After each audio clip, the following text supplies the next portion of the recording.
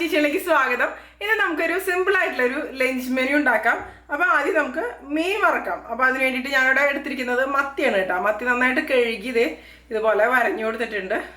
ഇത് നമുക്ക് ആദ്യം തന്നെ ഒന്ന് മാരിനേറ്റ് ചെയ്ത് വെക്കാം. അപ്പോൾ പിന്നെ അവസാനം ആകുമ്പോൾ ഒന്ന് വറുത്തെടുത്താൽ മതിയല്ലോ.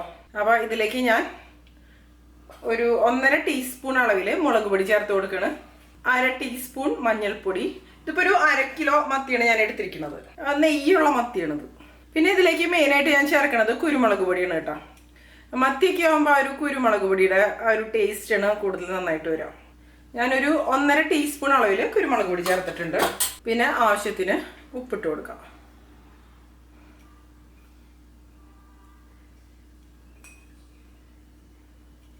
പിന്നെ ഇതിലേക്ക് ഞാൻ ചേർക്കുന്നത് വെളിച്ചെണ്ണയാണ് കേട്ടോ. വെളിച്ചെണ്ണ 1 ടേബിൾ സ്പൂണോളം അളവിൽ ചേർക്കുന്നുണ്ട്. അതിനുശേഷം എല്ലാം കൂടി കൈ വെച്ചിട്ട് നന്നായിട്ട് അങ്ങോട്ട് മിക്സ് ചെയ്ത് കൊടുക്കുക. നല്ല ഫ്രഷ് ആയിട്ടുള്ള മത്തിയാണത്. ഇനിയിപ്പോൾ ഇത് ഞാൻ മാറ്റി വയ്ക്കുകയാണ്. ബാക്കി പരിപാടികളൊക്കെ നമുക്ക് ചെയ്യാം. ഇനി നമുക്ക് മീൻകറി ഉണ്ടാക്കാം. ഒഴിച്ചുകറിയായിട്ട് ഇപ്പോൾ മീൻകറിയാണ് ഞാൻ ഉണ്ടാക്കണത്. അപ്പോൾ അതിന് വേണ്ടിയിട്ട് ഞാൻ എടുത്തിരിക്കുന്നത് അയിലയാണ് കേട്ടോ. 1 കിലോ അയില എടുത്തിട്ടുണ്ട്. ഇത് നമുക്ക് അതായത് ഒന്ന് മുറിച്ചെടുക്കാം. എന്നിട്ട് കഴുകിയെടുത്തത്. അപ്പോൾ അയില തേങ്ങാപ്പാലും അതുപോലെ മാങ്ങയും കൂടി ചേർത്തിട്ടാണ് ഈ ഒരു കറി ഉണ്ടാക്കണത് കേട്ടോ. നല്ല ടേസ്റ്റിയാണ്. നല്ല നാടൻ കറി തന്നെയാണ്.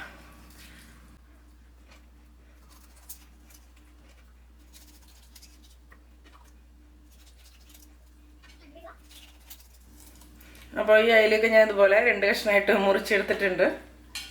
സിമ്പിളായിട്ടുള്ള രീതിയിൽ തന്നെയാണ് ഉണ്ടാക്കുന്നത്. ഇതിലേക്ക് ഒരു 1/4 ടീസ്പൂൺ അളവിൽ മഞ്ഞൾപ്പൊടി ചേർക്കാം. പിന്നെ ഇതിലേക്ക് എരിവിനനുസരിച്ച് മുളക് പൊടി ചേർത്ത് കൊടുക്കാം.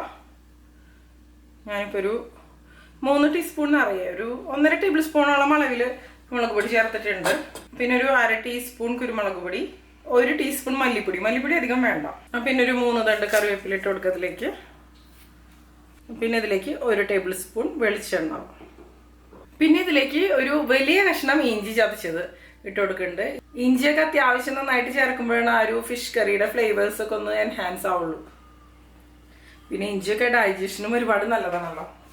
പിന്നെ ഇതിലേക്ക് നമുക്ക് പച്ചമുളക് ഇട്ട് കൊടുക്കാം. ഞാനൊരു 4 പച്ചമുളകാണ് കേട്ടോ എടുക്കുന്നത്. പച്ചമുളകും മീൻകറിക്ക് നല്ലൊരു ഫ്ലേവറൊക്കെ കൊടുക്കും. എരിവിനനുസരിച്ച് തന്നെ ചേർക്കാം കേട്ടോ. പിന്നെ ഞാനൊരു 4 ചെറിയുള്ളി ചതച്ചതും കൂടി ഇതിലേക്ക് ഇട്ട് കൊടുക്കുന്നുണ്ട്. ഇതിലേക്ക് നമുക്ക് മീൻ വേവാൻ ആവശ്യത്തിന് വെള്ളം ഒഴിച്ചു കൊടുക്കാം. ഞാനിപ്പോൾ ഇതിലേക്ക് ഒരു 1.5 കപ്പ് വെള്ളം ഒഴിച്ചിട്ടുണ്ട്. ഈ ഗ്രേവിക്ക് അനുസരിച്ച് നമുക്ക് ഒരുപാട് ഗ്രേവി വേണമെങ്കിൽ എന്താ പറയുക വെള്ളത്തിൻ്റെ അളവ് കൂട്ടാട്ടോ. പിന്നെ ഇതിലേക്ക് ആവശ്യത്തിന് ഉപ്പ് ചേർക്കാം.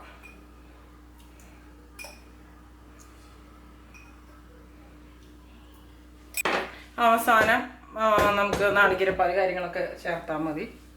അപ്പോൾ ഈ ഒരു സമയം കൊണ്ട് നമുക്ക് പച്ചമാങ്ങ കട്ട് ചെയ്തെടുക്കാം. ഇതിൻ്റെ തൊലിയൊക്കെ കളഞ്ഞ് ഒരു മീഡിയം സൈസിൽ നമുക്ക് കട്ട് ചെയ്തെടുക്കാം. മീൻ ഇവിടെ ഇരുന്ന് വെന്ത് വരട്ടെ. നന്നായിട്ടൊന്ന് തിളച്ചതിന് ശേഷം പിന്നെ അടച്ചു വെച്ച് കൊടുത്താൽ മതി. തിളച്ച് കഴിഞ്ഞിട്ടാണ് ഞാൻ പിന്നെ പച്ചമാങ്ങ ചേർക്കുള്ളൂ, അല്ലെങ്കിൽ പെട്ടെന്ന് തന്നെ മാങ്ങ വെന്ത് കുഴയും. അപ്പോൾ നമുക്ക് ഈ ഒരു മാങ്ങ കട്ട് ചെയ്തെടുക്കാം. ഇതിപ്പോൾ ഒരുപാട് പുളിയുള്ള മാങ്ങയല്ല. അപ്പോൾ പുളി വേണമെന്നുണ്ടെങ്കിൽ കുടംപുളിയും കൂടിയും മീൻകറിയിൽ ചേർക്കാം കേട്ടോ. എനിക്ക് മീൻകറിയിൽ അത്യാവശ്യം എരിവും അതുപോലെ പുളിയൊക്കെ ഉള്ളതാണ് ഇഷ്ടം. പിന്നെ ഇപ്പോൾ പിന്നെ കുട്ടികളൊക്കെ കഴിക്കണ കാരണം അധികം എരിവൊന്നും അങ്ങോട്ട് ചേർക്കാറില്ല.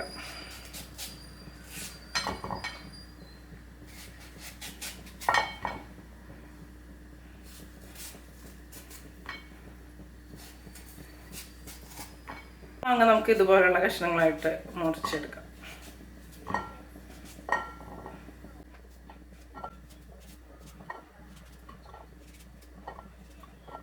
മീൻകറി ഒരു പകുതി വെന്തിട്ട് ഇട്ട് കൊടുത്താലും മതി ഇട്ടത്. മാങ്ങ പെട്ടെന്ന് വേവുമല്ലോ. ഈ മാങ്ങ പെട്ടെന്ന് വേവണതോ, ഒന്ന് തിളച്ച് കഴിയുമ്പോഴേക്കും കുക്കാവും.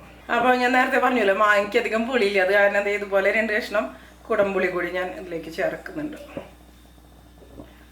മീൻകറിക്ക് ആകുമ്പോൾ പുളി ഉണ്ടാകുമ്പോഴല്ലേ ടേസ്റ്റ് ഉണ്ടാവുള്ളൂ. ഇനി ഇത് ഞാനൊന്ന് അടച്ച് വയ്ക്കുകയാണ്. ഒന്ന് വെന്ത് വരട്ടെ. പിന്നെ ഒരു വഴുതിനിങ്ങ മെഴുക്ക് പുരട്ടി ഉണ്ടാക്കാമെന്ന് വെച്ചിട്ട് ഞാൻ ഇവിടെ ഒരു കുറച്ച് വഴുതിനിങ്ങ എടുത്തിട്ടുണ്ട് കേട്ടോ. ഇതൊന്ന് നമുക്ക് മുറിച്ചെടുക്കാം.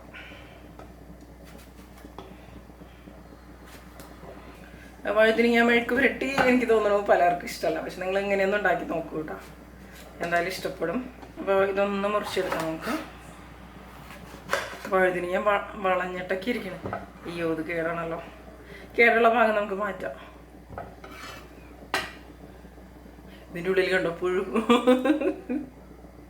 ഇത് ഞാൻ മാറ്റുക.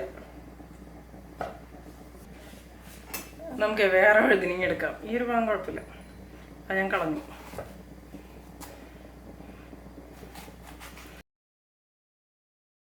അപ്പൊ അധികം മരുന്നൊന്നും അടിക്കാത്ത ഓർഗാനിക് ആയിട്ടുള്ള വഴുതിനിങ്ങാന്ന് തോന്നുന്നു പുഴുവൊക്കെ. ഇതുപോലെ ചെറിയ കഷ്ണങ്ങളായിട്ട് നമുക്ക് മുറിച്ചെടുക്കാം.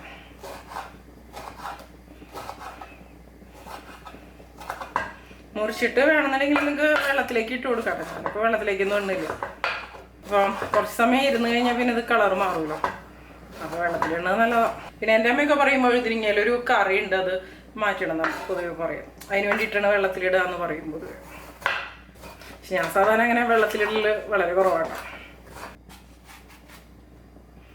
ഇതിനുണ്ടല്ലോ സെയിം വഴുതിനിങ്ങയ്ക്ക് തന്നെ പുഴു. ഇത് മാറ്റട്ടെ. ഞാനിവിടെ വഴുതിനിങ്ങയൊക്കെ മുറിച്ചെടുത്തിട്ടുണ്ട് കേട്ടോ. ഞാൻ വെള്ളത്തിലേക്ക് ഇട്ടു. വീഡിയോ ഒക്കെ ഷൂട്ട് ചെയ്യുമ്പോൾ പിന്നെ എന്താ പറയുക കുറച്ച് സമയം ഇരിക്കുമല്ലോ. അപ്പം അത് കാരണം ഞാൻ വെള്ളത്തിലേക്ക് ഇട്ട് കളർ മാറണ്ടെന്ന് വെച്ചിട്ട് ഇവിടെ ഇറങ്ങണം. പിന്നെ വഴുതിനിങ്ങ മെഴുക്ക് പുരട്ടിക്ക് വേണ്ടത് നമുക്കൊരു സവാളയാണ്. ഞാനൊരു മീഡിയം സൈസിലുള്ള സവാളയാണ് ഇതിന് വേണ്ടിയിട്ട് എടുത്തിരിക്കുന്നത്. ഒന്ന് നല്ല ചെറിയ കഷ്ണമായിട്ടൊന്ന് മുറിച്ച് സവാള ഞാൻ മുറിച്ചെടുത്തിട്ടുണ്ട്. ഒരുപാട് ചെറുതാക്കണ്ട കേട്ടോ, ഈ ഒരു സൈസ് മതിയേ. അപ്പോൾ വഴുതിനിങ്ങ മെഴുക്ക് പുരട്ടി ഉണ്ടാക്കാൻ വേണ്ടിയിട്ട് ഞാൻ ഇവിടെ ഒരു പാൻ എടുത്തിട്ടുണ്ട്. ഇതിലേക്ക് നമുക്ക് വെളിച്ചെണ്ണ ഒഴിച്ചു കൊടുക്കാം. ഞാനൊരു 2 ടേബിൾ സ്പൂൺ നിറയെ വെളിച്ചെണ്ണ എടുത്തിട്ടുണ്ട്. ഇനി ഈ വെളിച്ചെണ്ണ നന്നായിട്ട് ചൂടായിട്ട് വരുന്ന സമയത്ത് മുറിച്ച് വെച്ച സവാള നമുക്ക് ഇതിലേക്ക് ഇട്ട് കൊടുക്കാം. പിന്നെ അതിലേക്ക് കുറച്ച് കറിവേപ്പില,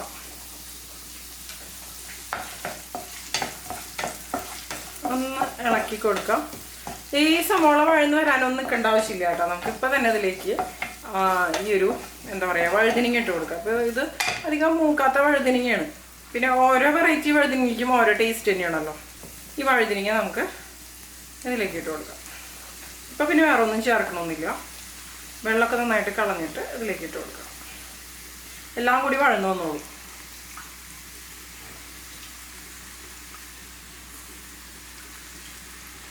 ഇപ്പം ഞാനിതിലേക്ക് കുറച്ച് ഉപ്പിട്ട് കൊടുക്കുന്നുണ്ട്. അതുപോലെ ഒരു 1/4 ടീസ്പൂൺ മഞ്ഞൾപ്പൊടി.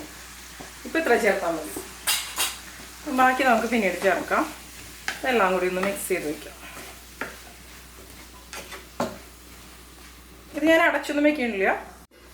അപ്പോൾ ഈ മീൻകറി നമുക്കൊന്ന് തുറന്ന് നോക്കാം. കണ്ടില്ലേ നന്നായിട്ട് തിളച്ച് വന്നിട്ടുണ്ടോ? ഒരു പകുതി വാഴ വന്നിട്ടുണ്ട് കേട്ടോ. അത് ഒന്ന് നന്നായിട്ട് ചുറ്റിച്ചു കൊടുക്കാം. അതിനുശേഷം ഇനി ഇതിലേക്ക് നമുക്ക് കട്ട് ചെയ്ത് വെച്ച മാങ്ങ കഷ്ണങ്ങളും കൂടി ഇട്ട് കൊടുക്കാം. ഇനി വീണ്ടും ഇത് അടച്ചു വെച്ച് നമുക്ക് വേവിച്ചെടുക്കാം. കുക്കായിട്ട് വരട്ടെ. ലോ ഫ്ലെയിമിൽ വെച്ച് കൊടുക്കണം. ഇനി നമുക്ക് ഫിഷ് ഫ്രൈ ചെയ്യാൻ വേണ്ടിയിട്ട് വയ്ക്കാം. അപ്പോൾ ഞാനൊരു പാൻ എടുത്തിട്ടുണ്ട്. ഇതിലേക്ക് വെളിച്ചെണ്ണ ഒഴിച്ചു കൊടുക്കാം. ഫിഷ് വറുത്തെടുക്കാൻ ആവശ്യത്തിന് വെളിച്ചെണ്ണ കേട്ടോ. ഇനി ഇത് കുറച്ച് നെയ്യുള്ള മത്തിയാണ്. അപ്പോൾ പിന്നെ ഒരുപാട് ഓയിലിൻ്റെ ആവശ്യമില്ല. ഒരു 3 ടേബിൾ സ്പൂണോളം എണ്ണയാണ് ഞാൻ എടുത്തിരിക്കുന്നത്. എണ്ണ നന്നായി ചൂടായി വരുമ്പോൾ അതിലേക്ക് കുറച്ച് കറിവേപ്പില ഇട്ട് കൊടുക്കാം. അപ്പം ഇനി മാരിനേറ്റ് ചെയ്ത് വെച്ച മീൻ നമുക്ക് ഇതിലേക്ക് ഇട്ട് കൊടുക്കാം.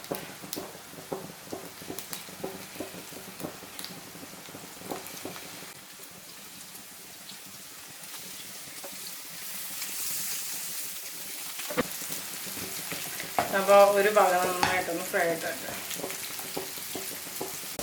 നമുക്ക് ഈ ഒരു വഴുതിനിങ്ങ മെഴുക്ക് പുരട്ടി ഇടയ്ക്കൊന്ന് ഇളക്കി കൊടുക്കാം. അടച്ചു വെക്കേണ്ട കേട്ടോ. അടച്ചു വെച്ച് കഴിഞ്ഞത് ഒരുപാട് സോഫ്റ്റ് ആയിട്ട് അങ്ങോട്ട് കുഴഞ്ഞു വരും. പ്രത്യേകിച്ച് നമ്മളിത് വെള്ളത്തിലേക്ക് ഇട്ട് കൊടുത്തതല്ലേ. അപ്പോൾ അതിൻ്റെ ഉള്ളിലത്തെ വെള്ളമൊക്കെ ഒന്ന് പോകാൻ വേണ്ടിയിട്ടാണ് ഞാനിത് തുറന്ന് വെച്ച് ഇതുപോലെ ഒന്ന് ഡ്രൈ ആക്കി എടുക്കണത്. അപ്പോൾ സവാളയിൽ നിന്ന് വഴന്നു വരും. അതുപോലെ വഴുതിനിങ്ങ നന്നായിട്ടൊന്ന് വഴന്നു വരും. ഒന്നും കൂടി നന്നായി വരാണ്ട് നന്നായി ഒന്ന് വഴന്നു വരട്ടെ. ഈ ഒരു മീൻ നമുക്കൊന്ന് മറച്ചിട്ട് കൊടുക്കാം.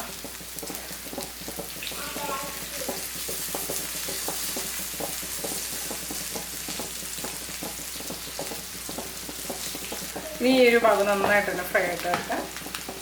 അപ്പോൾ വഴുതിനിങ്ങ റെഡി ആയി നോക്കാം. കുക്കായിട്ടൊക്കെ വന്നിട്ടുണ്ട്, വഴന്നൊക്കെ വന്നിട്ടുണ്ട്. നമുക്ക് ഇനി ഇതിലേക്ക് ചില്ലി ഫ്ലേക്സ് ചേർത്ത് കൊടുക്കാം. ചില്ലി ഫ്ലേക്സ് അല്ലെങ്കിൽ ചതച്ച മുളക് ഞാനൊരു 1.5 ടീസ്പൂണാണ് ചേർക്കുന്നത്. നമ്മൾ നേരത്തെ മഞ്ഞൾപ്പൊടി ചേർത്തിരുന്നതാണല്ലോ. പിന്നെ വേറൊന്നും വേണ്ട. ഇതിനി ലോ ഫ്ലെയിമിൽ വെച്ചിട്ടൊരു 6-7 മിനിറ്റും കൂടി നന്നായിട്ടൊന്നും കൂടി ഒന്ന് വഴറ്റിയിടാം. അപ്പോൾ നമ്മുടെ വഴുതനങ്ങ മെഴുക്ക് പുരട്ടി റെഡി ആയിട്ടുണ്ട്. ഇത് മതി. ഞാൻ ഫ്ലെയിം ഓഫ് ചെയ്ത് കൊടുക്കുകയാണ്. വേറൊരു പാത്രത്തിലേക്ക് മാറ്റണം കേട്ടോ. വഴുതനങ്ങ മെഴുക്ക് പുരട്ടി റെഡി. മീൻകറി കണ്ടോ നല്ല അടിപൊളിയായിട്ട് വന്നിട്ടുണ്ട്. മീൻ കഷ്ണങ്ങളും മാങ്ങ കഷ്ണങ്ങളൊക്കെ നന്നായിട്ട് കുക്കായിട്ട് നന്നായിട്ട് വന്നിട്ടുണ്ട്. ഒന്ന് ടേസ്റ്റ് ചെയ്ത് നോക്കാം. കേട്ടോ. നമുക്ക് ഉപ്പ് പുളി അങ്ങനത്തെ കാര്യങ്ങളൊക്കെ കറക്റ്റ് ഇടണം. എല്ലാം പെർഫെക്റ്റാണ്. ഇനി ഇതിലേക്ക് നാളികേരപ്പാൽ ചേർത്ത് കൊടുക്കുക. ഇതിപ്പോൾ ഒരു കപ്പ് അളവിൽ നല്ല കട്ടിയുള്ള നാളികേരപ്പാലാണ്. അതിനുശേഷം നന്നായിട്ടൊന്ന് ചുറ്റിച്ചു കൊടുക്കാം. ഞാൻ ഫ്ലെയിം ഓഫ് ചെയ്ത് കൊടുക്കട്ടെ, കാരണം ഇത് മൺചട്ടിയെ കാരണം അത്യാവശ്യം ചൂടുതിൽ നിൽക്കും. ഇനിയിപ്പോൾ ഇതിലേക്ക് ഉള്ളിയും മുളകൊക്കെ കാച്ചി നമുക്ക് ഒഴിക്കാം. നമ്മുടെ ഫിഷ് ഫ്രൈയും റെഡി ആയിട്ടുണ്ട്. 2 ഭാഗം നന്നായിട്ട് അങ്ങ് മരിഞ്ഞ് ഒന്നും കൂടി ഒന്ന് വെച്ചിട്ടുള്ളൂ. നല്ല നാടൻ മത്തിയാകുമ്പോഴാണ് നല്ല ടേസ്റ്റ് ആയിട്ട് വരിക. ഒന്നും കൂടി ഒന്ന് ഫ്രൈ ആയിട്ട് വന്നു. ഇനി ഉള്ളി കാച്ചാൻ ആവശ്യത്തിന് വെളിച്ചെണ്ണ വയ്ക്കുക. ഉള്ളി ഇട്ട് കൊടുക്കാം.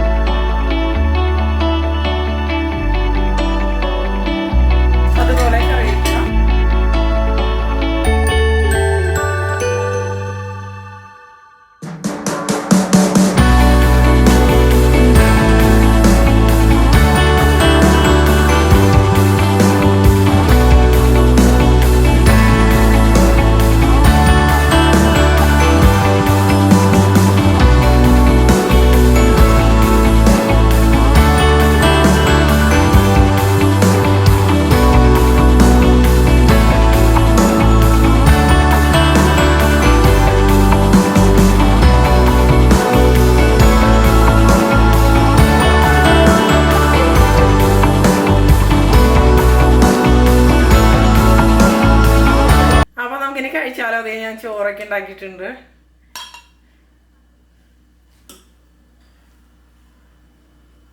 നല്ല ചൂട് ചോറ്, വഴുതനങ്ങ മെഴുക്ക് പുരട്ടി. ഒരുപാട് വിഭവങ്ങളൊന്നും ഇല്ല, പക്ഷെ എന്നാലും കുഴപ്പമില്ല. അതുപോലെ ഫിഷ് ഫ്രൈ, പിന്നെ നമ്മുടെ മീൻകറി, മീൻ മാങ്ങയും തേങ്ങാപ്പാലും ഒക്കെ ചേർത്തിട്ടുള്ള ഞങ്ങളുടെ തൃശ്ശൂർ സ്റ്റൈൽ മീൻകറി.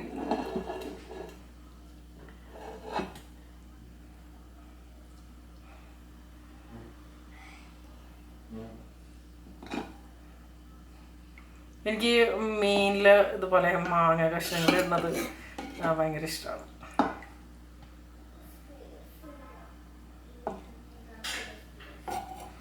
അപ്പോൾ കണ്ടില്ലേ നമ്മുടെ സിമ്പിൾ ലഞ്ച് മെനു. ഇനി ഇതിൻ്റെ കൂടെ ഞാൻ കഴിഞ്ഞ ദിവസം ഉണ്ടാക്കിയ ഇൻസ്റ്റൻറ്റ് മാംഗോ പിക്കിളും കൂടി ഇടുന്നുണ്ട്. അപ്പോൾ നമ്മുടെ സിമ്പിളായിട്ടുള്ള ലഞ്ച് മെനു റെഡി ആയിട്ടുണ്ട്. അപ്പോൾ ഇനിയിപ്പോൾ കഴിക്കാമല്ലേ. അപ്പോൾ ആദ്യം ഫിഷ് കറി കൂട്ടിനെ കഴിക്കാം.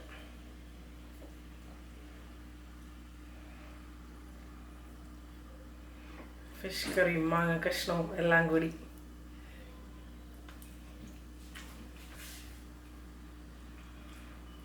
ഇപ്പം നമ്മുടെ ഫിഷ് ഫ്രൈയും